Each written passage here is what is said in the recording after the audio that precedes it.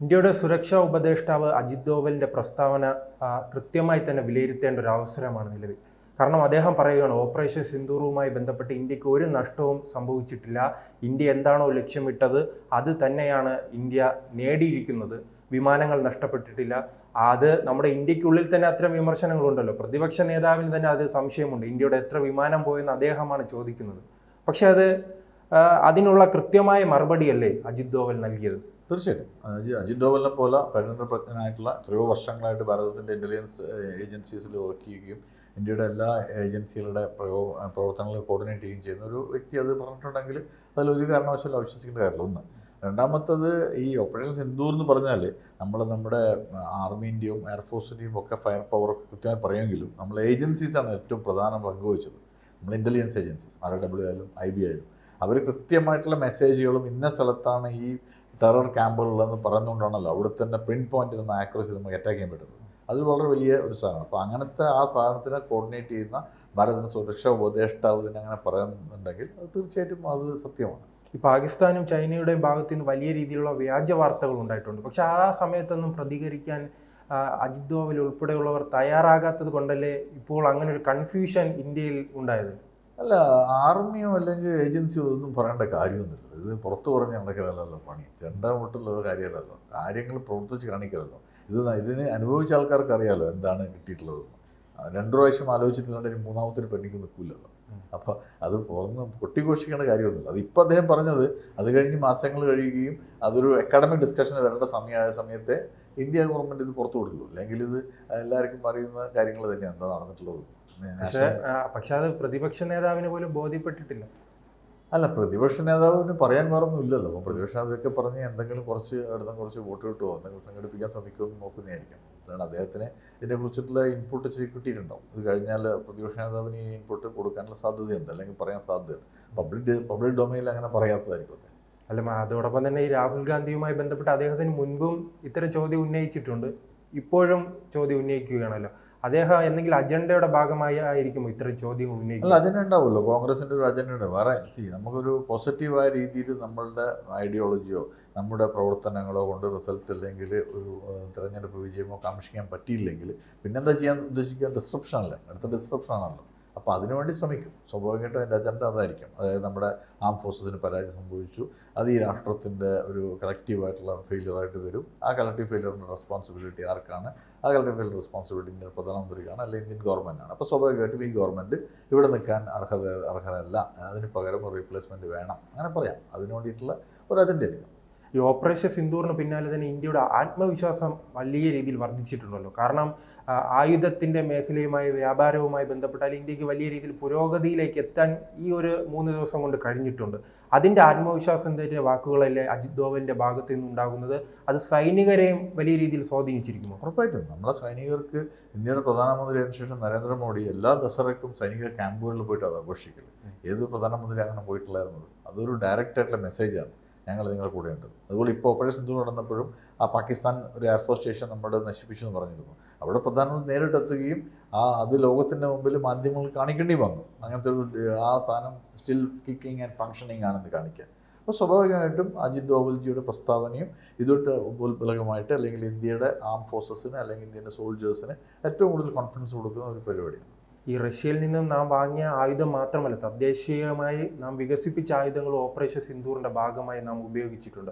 അത്തരം മേഖലയിലേക്കും ഇന്ത്യക്ക് ഒരു ചുവടുവയ്പ്പല്ല, അതും അദ്ദേഹം സൂചിപ്പിക്കുന്നുണ്ട്. കാരണം നമ്മുടെ ആത്മവിശ്വാസം വർദ്ധിച്ചു എന്ന് പറയുമ്പോൾ അത് നമ്മുടെ കരുത്തിലൂടെ നമുക്ക് ആത്മവിശ്വാസം, പുറത്തു നിന്നുള്ള S-400 മാത്രമല്ല, നമ്മുടെ രാജ്യത്ത് ഉൽപ്പാദിപ്പിച്ച ആകാശ് ഉൾപ്പെടെയുള്ള ആയുധങ്ങൾ ഉപയോഗിച്ച് നമുക്ക് പ്രതിരോധിക്കാൻ കഴിഞ്ഞിട്ടുണ്ട്. തീർച്ചയായും നമ്മുടെ ആയുധങ്ങളും നമ്മുടെ ടെക്നോളജിയും ഒരുപാട് മുമ്പോട്ട് പോയിട്ടുണ്ട്. നമ്മുടെ ടെക്നോളജിയിൽ ഇപ്പം ഈ നമ്മൾ HAL ആയാലും ഇന്ത്യൻ എയർക്രാഫ്റ്റ് ലിമിറ്റഡ് ആയാലും ഇന്ത്യയുടെ മറ്റൊരുപാട് DRDO ഒക്കെ ഒരുപാട് ഡെവലപ്മെൻറ്റ് അങ്ങ് ഏറ്റെത്തിക്കാനുണ്ട് നമ്മൾ.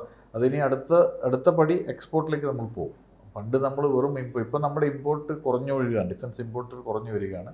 അതിന് പകരം നമ്മൾ ഇനി അത് കുറച്ചുകൂടെ കൂട്ടി നമ്മൾ എക്സ്പോർട്ട് ചെയ്യുന്നു. തേർഡ് വേൾഡ് 3-4 ലോക രാഷ്ട്രങ്ങളിലേക്ക് നമ്മുടെ ഈ സാധനം വെപ്പൺസ് കയറ്റിയേക്കും. കാരണം നമ്മുടെ പ്രൊഡക്റ്റിൻ്റെ ഒരു എന്താ പറയുക, അതിൻ്റെ ഒരു എക്സ്പീരിയൻസ് അല്ലെ, അത് എന്താണ് ചെയ്തത് എന്നുള്ള തെളിവുണ്ടല്ലോ. അപ്പോൾ അതുകൊണ്ട് സ്വാഭാവികമായിട്ട് ബയേഴ്സ് ഉണ്ടാവും. ഈ പാകിസ്ഥാന് നാം തിരിച്ചടി നൽകി ഇന്ത്യക്ക് വലിയ രീതിയിൽ ആത്മവിശ്വാസം വന്നിട്ടുണ്ട്. പക്ഷേ ഈ സമയത്ത് തന്നെയാണ് പാകിസ്ഥാൻ അമേരിക്കയുമായി അടുക്കുന്നതും. അവസാന ഘട്ടത്തിൽ നമുക്കറിയാം ട്രംപിനെ അസീം മുനീർ നേരിട്ടെത്തി സന്ദർശിക്കുകയാണ്. അത് എന്തുകൊണ്ടായിരിക്കും ഈ പാകിസ്ഥാനും അമേരിക്കയും തമ്മിൽ ഒരു അടുത്ത ബന്ധം സ്ഥാപിക്കുന്നത്? നമ്മൾ ഈ ഗ്ലോബൽ ഡിപ്ലോമസി ഒരു എന്താ പറയുക ഇങ്ങനത്തെ ഒരു കോണ്ടെക്സ്റ്റിൽ കാണരുതെന്ന് എൻ്റെ ഒരു വിശ്വാസം. ഇപ്പം പാകിസ്ഥാൻ്റെ ആർമി ചീഫിനെ ട്രംപ് വൈറ്റ് ഹൗസിൽ ഹോസ്റ്റ് ചെയ്തിട്ടുണ്ട്, സത്യമാണ്. അതേ സമയത്ത് തന്നെ ഇതേ ട്രംപ് ഇറാൻ്റെ വാർ, ഇസ്രായേൽ ഇറാൻ വാർ മുന്നോട്ട് പോവുകയും കുറച്ച് ദിവസം കൂടെ മുമ്പോട്ട് പോയിട്ടുണ്ടെങ്കിൽ അമേരിക്കയ്ക്ക് സ്വാഭാവികമായിട്ടും ചില ബേസസ് വേണ്ടി വരും. ആ ബേസ് അവർ പാകിസ്ഥാനിൽ ഉപയോഗിച്ചിട്ട് വേണമെങ്കിൽ ഇറാനിലേക്ക് ചെയ്യുമായിരുന്നു. അതുങ്ങൾ സെറ്റപ്പ് ചെയ്തു എന്നാണ് ഞാൻ വിശ്വസിക്കുകയാണ്, എനിക്ക് തോന്നുന്നു ഇപ്പോഴും. അല്ലാതെ പാകിസ്ഥാൻ ഇന്ത്യ ഒരു ഗ്ലോബൽ പവറാണ്. ആ ഗ്ലോബൽ പവർ വേൾഡിലെ 4th ലാർജസ്റ്റ് എക്കണോമിയാണ്. അങ്ങനത്തെ ഒരു എക്കണോമീൻ്റെ ഫ്രണ്ട്ഷിപ്പ് വേണോ, അല്ലെങ്കിൽ ഒരു ഡെവലപ്ഡ് ഒരു 3 or 4 രാജ്യങ്ങളായിട്ട് മാറിയിരിക്കുന്ന ബലൂചിസ്ഥാൻ ഒരു രാജ്യമായി നിൽക്കുകയാണ് അവിടെ, പിന്നെ സിന്ധ് വേറൊരു രാജ്യമായി നിൽക്കുകയാണ്, പഷ്തൂൺ വേറെ ഒരു പഞ്ചാബ് പ്രൊവിൻസ് മാത്രമേ ഉള്ളൂ. പാകിസ്ഥാൻ ശരിക്കും പഞ്ചാബ് ഇപ്പോൾ വേറെ ഒന്നുമില്ല. എല്ലാ കാലത്തും പഞ്ചാബ് ഭരിക്കുമായിരുന്നു, മറ്റുള്ളവർ ആ ഭരണത്തിന് അടിമപ്പെട്ട് നിൽക്കുമായിരുന്നു. അതിൻ്റെ മറുപടികളാണ് ബലൂചിസ്ഥാനെന്നും സിന്ധെന്നും അതുപോലെ പഷ്തൂൺ പ്രൊവിൻഷ്യ എന്നും കിട്ടിക്കൊണ്ടിരിക്കുന്നത്. അപ്പോൾ പഞ്ചാബ് എന്നുള്ള ഒരു സാധനം മതിയോ ട്രംപിനെ പോലത്തെ ഒരു ബിസിനസ്മാൻ അതാണോ ചിന്തിക്കുക? അല്ലെങ്കിൽ 1.2 ബില്യൺ ആൾക്കാരുള്ള ഒരു 120 കോടിയിൽ മേലെ ജനവിഭാഗമുള്ള അതിലൊരു 30% മേലെ ബൈയിങ് പവറുള്ള ഒരു രാജ്യത്തുമായിട്ടുള്ള സൗഹൃദമാണോ ആഗ്രഹിക്കുക? അത് മാത്രം ആലോചിച്ചാൽ മതി. അല്ല, പക്ഷേ ഇടത് നിരീക്ഷകരെല്ലാം പറയുന്നത് ട്രംപ് ചതിച്ചു എന്നാണ്. നിങ്ങൾ ഈ കാര്യമായ സംഭവം ഇടത് നിരീക്ഷകരെ കുറിച്ചൊക്കെ നിരീക്ഷകർക്ക് അക്കാഡമിക്കലായിട്ട് നമുക്ക് പലതും പറയാം. നമ്മളൊരു എയർ കണ്ടീഷൻ റൂമിൽ ഇരുന്നിട്ട് ഇങ്ങനെ പലതും ചർച്ചയൊക്കെ ചെയ്യാം. അതൊന്നും അല്ലല്ലോ. ഗ്രൗണ്ടിൻ്റെ റിയാലിറ്റി ഡിഫറൻ്റ് ആണ്. ട്രംപിനെ പോലത്തെ ഒരു ബിസിനസ്സുകാരന് എന്തിനാണ് പാകിസ്ഥാൻ, ഞാൻ പറഞ്ഞതൊരു ചർച്ച നമ്മുടെ സ്ഥലമാണ്. അതായത് ഇറാനെ പോലെ ഇങ്ങനൊരു ട്രംപിൻ്റെ ഫസ്റ്റ് ഫ്രണ്ടാണ് ഇസ്രായേൽ ഓൾവേസ്. അതിൻ്റെ വേറൊരു കാര്യം കൊണ്ട് ഇസ്രായേലിൻ്റെ ജൂയിഷ് കമ്മ്യൂണിറ്റി അമേരിക്കയിലെ വളരെ പവർഫുൾ ആയിട്ടുള്ള ബാങ്കേഴ്സാണ്. ഏറ്റവും പവർഫുൾ അമേരിക്കൻ എക്കണോമിനെ സ്വാധീനിക്കാൻ പറ്റിയ വലിയൊരു ശക്തിയാണ് ഇസ്രായേലിൻ്റെ കമ്മ്യൂണിറ്റി. അപ്പം ഒരു വാർ വല്ല കാരണവശാലും കുറേ ദിവസം കൂടെ പോയിട്ടുണ്ടെങ്കിൽ അവർക്ക് ചില ബേസസ് വേണ്ടി വരും. പാകിസ്ഥാൻ ബോർഡർ ഷെയർ ചെയ്യുന്നുണ്ട്. അപ്പോൾ അങ്ങനത്തെ ഒരു ഇൻ്റർനാഷണൽ ഡിപ്ലോമസിൻ്റെ ഭാഗമായിട്ടൊന്നും ഇപ്പോഴും അത് വിശ്വസിക്കാൻ എനിക്ക് തോന്നുന്നു. അല്ലാതെ നമുക്കെതിരെ ട്രംപ് അസീം മുനീറിനെ കൾട്ടിവേറ്റ് ചെയ്യുന്നു സാധ്യത വളരെ കുറവാണ്. പ്രത്യേകിച്ച് ട്രംപ് ആയതുകൊണ്ട് ഈസ് എ ബിസിനസ്മാൻ. അല്ല, അപ്പോൾ ട്രംപ് എല്ലാ കാലത്തും ഇന്ത്യയോടൊപ്പം നിൽക്കുമെന്നാണ് ഒരു വിശ്വാസമില്ല. അത് ഒരു ബിസിനസ് ആംഗിളിൽ അങ്ങനെ സാധ്യത കൂടുതലാണ്. അല്ലാതെ പാകിസ്ഥാൻ പോലത്തെ ഒരു സ്റ്റേറ്റിൻ്റെ കൂടെ അങ്ങനത്തെ ഒരു കാര്യം ചെയ്തിട്ടുള്ള എന്താ കാര്യം? പാകിസ്ഥാൻ്റെ ഓഫ്കോഴ്സ് അവർക്ക് ഇൻട്രസ്റ്റ് ഉണ്ടാകും. അഫ്ഗാനിസ്ഥാൻ നമ്മളെ അങ്ങനത്തെ കുറേ സാധനങ്ങളൊക്കെ ഉണ്ടാകും. പക്ഷേ എന്നാലും ഇന്ത്യൻ അങ്ങനെ പെട്ടെന്ന് ഒരു ആൻറ്റഗണൈസ് ചെയ്യാൻ ഒരിക്കലും ഒരു പവറും ഇനി ശ്രമിക്കില്ല.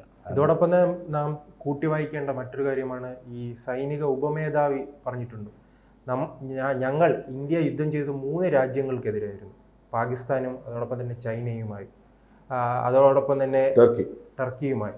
അപ്പോൾ അത്തരത്തിലൊരു പുതിയൊരു സഖ്യം ഉണ്ടാകുന്നത് ഇന്ത്യക്ക് പ്രതിസന്ധിയാകും. സഖ്യം നേരത്തെ ഉണ്ടല്ലോ. ചൈനയും ടർക്കിയും ഒക്കെ പാകിസ്ഥാൻ്റെ സപ്പോർട്ടേഴ്സും ഒക്കെ ആയിരുന്നു എല്ലാ കാലത്തും.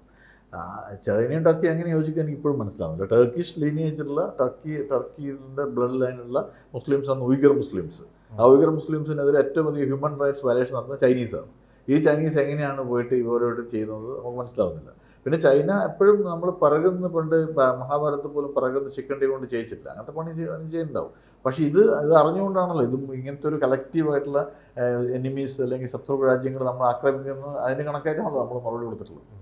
അപ്പോൾ 3 രാജ്യങ്ങൾക്കെതിരെ പോരാടിയാണ് ഇന്ത്യ വിജയിച്ച് നിൽക്കുന്നത്. ആ ആത്മവിശ്വാസം തന്നെ അജിത് ഡോവലും പറയുന്നുണ്ട്, സൈനിക ഉപമേധാവിയും പറയുന്നുണ്ട്, സൈനികരും പറയുന്നുണ്ട്. അപ്പോൾ ഇന്ത്യയുടെ മുന്നേറ്റം ഇനി എങ്ങനെയായിരിക്കും? ഇതിന് തുടർച്ച തന്നെയല്ലോ. അല്ല, നമ്മൾ ആരടുത്തും നമ്മളൊരു കാലത്തും വാൾ ഉപയോഗിച്ചിട്ട് ലോകം കീഴടക്കാൻ പോയിട്ടില്ലല്ലോ. ഒരിക്കലും ഹിന്ദു ജനവിഭാഗം ചെയ്തിട്ടില്ല, ശ്രമിച്ചിട്ടില്ല.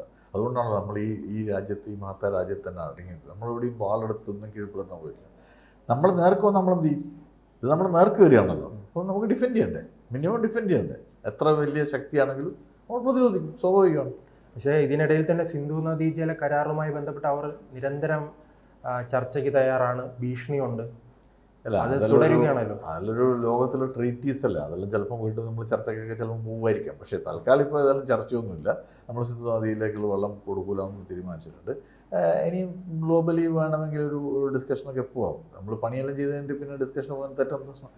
നമ്മൾ ചെയ്യേണ്ട പണി ചെയ്തല്ലോ. എല്ലാ ടെറർ സാധനങ്ങളും നമ്മൾ നശിപ്പിച്ചിട്ടുണ്ട്.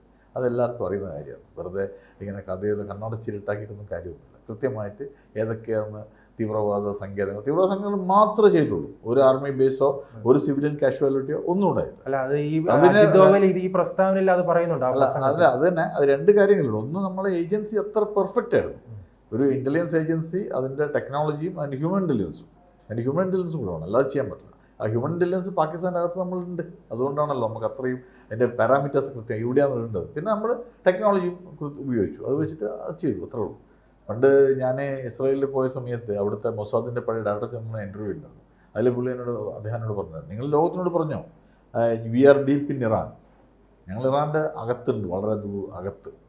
അത് നമ്മൾ ഇൻ്റർവ്യൂ മനസ്സിലായല്ലോ. അതുതന്നെ ഇന്ത്യയും അതേപോലത്തെ വേറൊരു പണി നമ്മൾ ചെയ്തിട്ടുണ്ട്. നമ്മളുടെ ഹ്യൂമൻ ഇൻ്റലിജൻസ് നോക്കിയിട്ടുണ്ട്. ഹ്യൂമനിറ്റി എന്ന് പറഞ്ഞൊരു സാധനം ഉണ്ടല്ലോ, നമുക്കറിയാം. അപ്പോൾ അത് കൃത്യമായിരുന്നു. കൂടുതൽ വാർത്തകളും വിശേഷങ്ങളും നിങ്ങളിലേക്ക് എത്താൻ ABC മലയാളം സബ്സ്ക്രൈബ് ചെയ്യുക, ബെൽ ബട്ടണും അമർത്തുക.